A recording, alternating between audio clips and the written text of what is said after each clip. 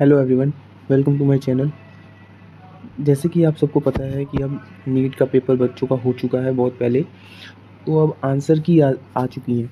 तो आंसर की से आप सबने मिला लिया होगा अपने आंसर्स को और देख लिए होंगे आपके कितने नंबर बन रहे हैं, इस साल आपका सिलेक्शन होगा या नहीं होगा। कई बच्चों ने सोचा होगा कि अगले साल के लिए हम तैयारी करें और एक बहुत अच्छा गवर्नमेंट मेडिकल कॉलेज चाहिए, है ना। तो मैं उसी सिलसिले को आगे बढ़ा के मैं आज आपको जून मंथ के लिए स्ट्रेटजीज़ बताऊंगा, जिसमें आप फॉलो करोगे तो आपको बहुत बेनिफिट होने वाला है। ठीक है, तो बिना किसी टाइम वेस्ट किए लेट्स स्टार्ट। तो हमें पता है कि जून मंथ की स्ट्रेटजी मैं इस बार बताने वाला हूँ। तो उसमें आपको 3 तरह के स्टूडेंट्स सबसे पहले आपको दिखेंगे। और वो स्टूडेंट्स हैं, पहले वो जिनका बैकलॉग अभी हो भी चुका, मतलब अभी उन्होंने पढ़ाई स्टार्ट की 1-2 महीने से और उन्होंने बैकलॉग क्रिएट कर लिया।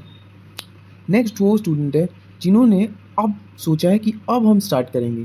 कोई बात नहीं, अभी भी टाइम कोई लेट नहीं हुआ है, आप अभी स्टार्ट कीजिए।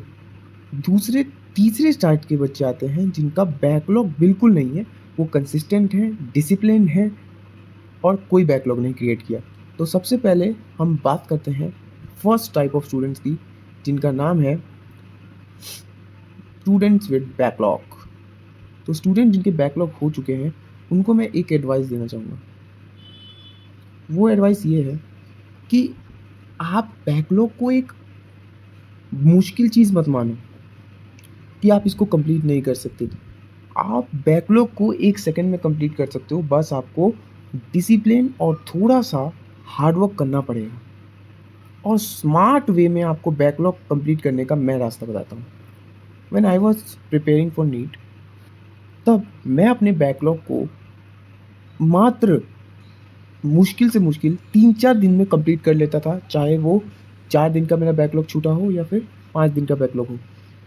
क्यों? क्योंकि मैं जानता था कि उसको कैसे डील करना है।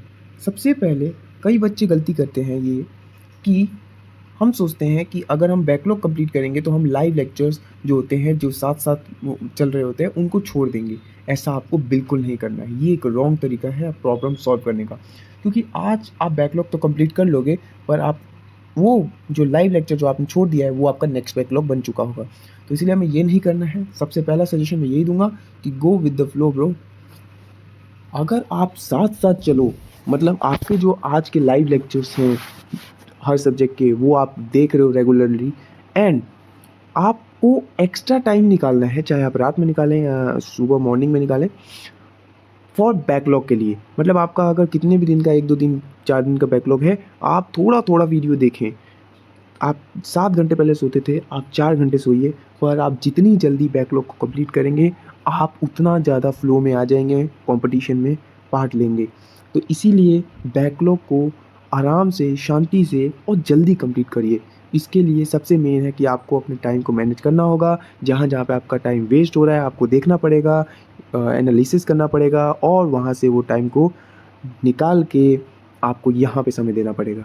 तो आपको अब सिर्फ़ और सिर्फ़ इस मंथ में मैं कहूँगा कि जिन बच्चों का हो चुका है बैकलॉग, पहले उस पे ध्यान दीजिए।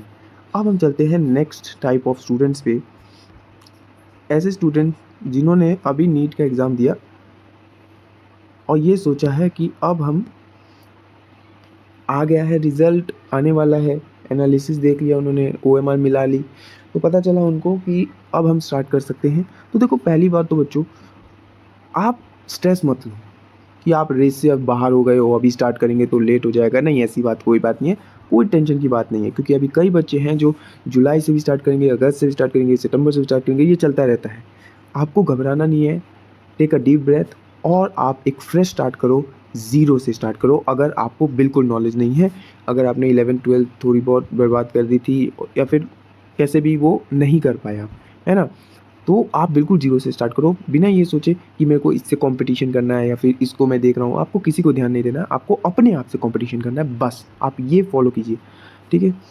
आपको सबसे पहले अगर मैं बताऊँ, ऐसे बच्चे जिन्होंने थोड़ा बहुत पिछले साल या फिर ड्रॉप लिया होगा, तो उनको आइडिया है कि ये टॉपिक पढ़ चुका हूँ मैं, ये आता है, ये आता है। बस उनको चाहिए कि मैं एक लेक्चर ऐसा देखूँ जिससे मेरे को सारी चीज़ें याद आ जाए और प्रैक्टिस हो जाए। तो मैं सबसे ज़्यादा बेस्ट कहता हूँ क्रैश कोर्स लेक्चर को। जो क्रैश कोर्स के लेक्चर्स होते हैं, वो उन्हीं बच्चों को हेल्प करते हैं जिन्होंने पहले अच्छे से लाइव लेक्चर्स या फिर बढ़िया तरीके से बिल्कुल बेसिक से पढ़ रखा है। तो उनको बहुत हेल्प करेगा रिवाइज़ करने में और पूरा याद करने में, रिकॉल करने में, ठीक है। तो आप वैसे बच्चे जिनको थोड़ा बहुत आता है और इनको रिकॉल करना है तो क्रैश कोर्स की हेल्प लो और अपना कंप्लीट करो और ट्रैक पे आओ, ठीक है।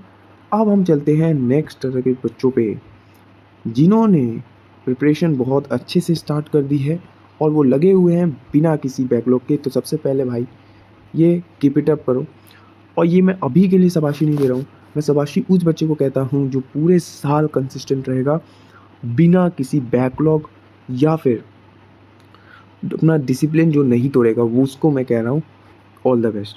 क्योंकि बैकलॉग तो आप सबके भी आएंगे, जिन बच्चों के अभी नहीं है उनके भी आएंगे और ये ज़रूर होगा, क्योंकि चाहे वो आपके 1 दिन का है या 2 दिन का, क्योंकि मेरे भी आते थे।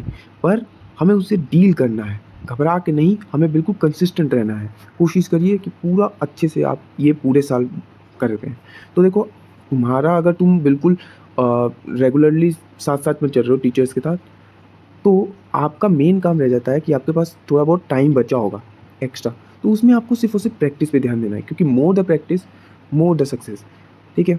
तो प्रैक्टिस करिए, आप जितनी भी डीपीपी है कोशिश करो, 1 बार करो, 2 बार करो, आपकी ही प्रैक्टिस ज़्यादा होगी और आप क्वेश्चन को याद रख पाएंगे पेपर में। और क्लास के क्वेश्चन तो बहुत मैंडेटरी है, बहुत बहुत बहुत ज़्यादा। मैं तो कहता हूँ कि क्लास के क्वेश्चन हर किसी को कम से कम 3-4 बार करना चाहिए, क्योंकि आप देखेंगे कि नीट में यही रिपीटेड होते हैं बहुत सारे।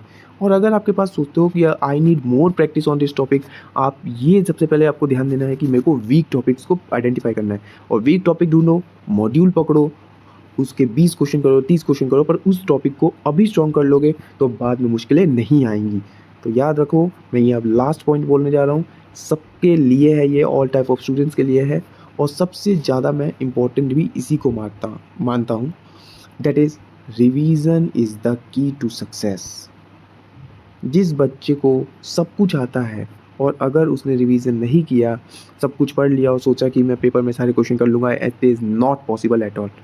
रिवीजन ही ऐसी चीज़ है जो आपको पेपर में बैठने पे आपको रिकॉल करवाएगी एक एक चीज़ जो आपने पढ़ा होगा। आप जितने बार रिवीजन करोगे उतना कम है, पर आप रिवीजन करते रहिए, हर दिन अपने आप को टारगेट दीजिए और रिवीजन को फॉलो करिए, ठीक है। अब मैं आपको जिस टॉपिक पे आपको कोई दिक्कत आ रही हो किसी भी स्टूडेंट को, तो आप कमेंट्स में लिख दीजिए, किस पे वीडियो चाहिए वो बता दो, मैं आपके डाउट्स को देखूंगा और उसे क्लैरिफाई करने की पूरी कोशिश करूंगा। और आपको एनी टाइप ऑफ नोट्स या फिर मेरे नोट्स चाहिए प्रीवियस ईयर्स, या फिर कोई भी आपको शॉर्ट नोट्स, किसी भी तरह की हेल्प चाहिए, आप नीचे दिए गए टेलीग्राम चैनल को मेरे ज्वाइन कर लीजिए और do let me know. Thank you guys. अगर आपको वीडियो अच्छी लगे लाइक कर दीजिए और सब्सक्राइब कर दीजिए।